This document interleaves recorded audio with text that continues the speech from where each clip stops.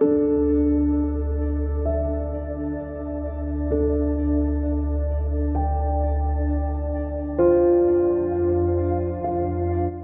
everything is noise. Few things are essential. This is dangerous. Dangerous because we have to put a daily effort to stay focused on the essential, which we often fail to do. More dangerous when we can differentiate what's essential from what is not. You end up trying to incorporate everything that comes in your way. Lin Yutang once said, "The wisdom of life consists in the elimination of non-essentials." Why did he say that? How did he arrive to that conclusion? In this book, named The Essentialism, The Disciplined Pursuit of Less, the author, Greg McKeown, tries to simplify how essentialism can help us eliminate the noise in our life, enable to stay focused on what is essential.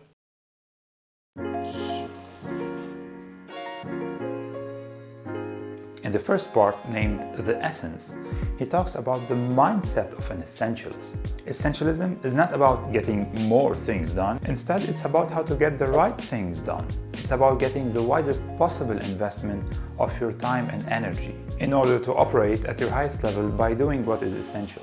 It's about living by design, not by default. Most of our problems now are caused by the multitude of choices. And our fault is that we think we can get it all, and we should do it all. In fact, you should take your time, step out a bit, enumerate what are your choices, and discern what is vital to you.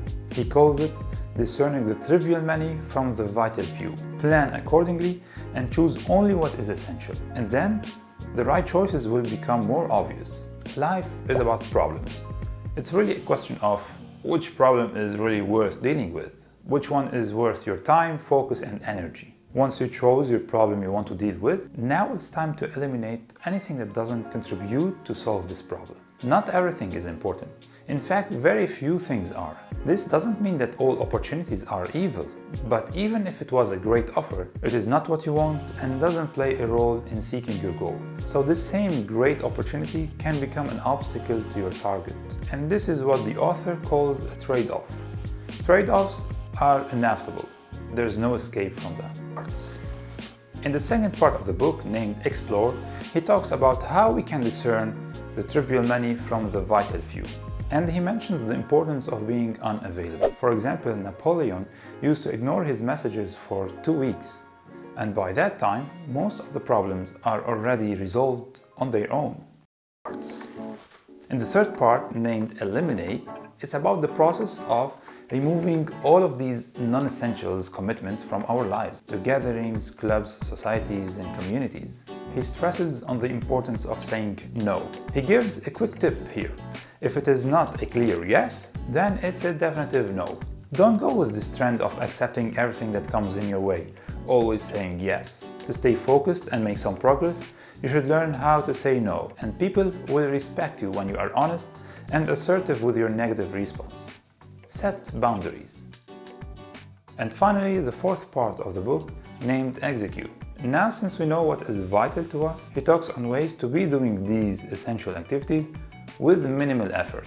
For example, creating a buffer to our productivity system for the unexpected events. Another tool he mentions is to remove obstacles and reduce the friction, and not to forget the importance of creating a routine in your life to increase the efficiency of your productivity. And he gives this final tip to enter the state of flow and stay focused on the moment. Focus on whatever you are doing now. Of course, this was a very brief summary of the Essentialism through the book of Greg McKeown. We can see here that minimalism and essentialism, they do have some overlap areas, but they are different in other aspects. They are not 100% the same. Hope you like this video. For more of such content, subscribe to my channel and see you next time.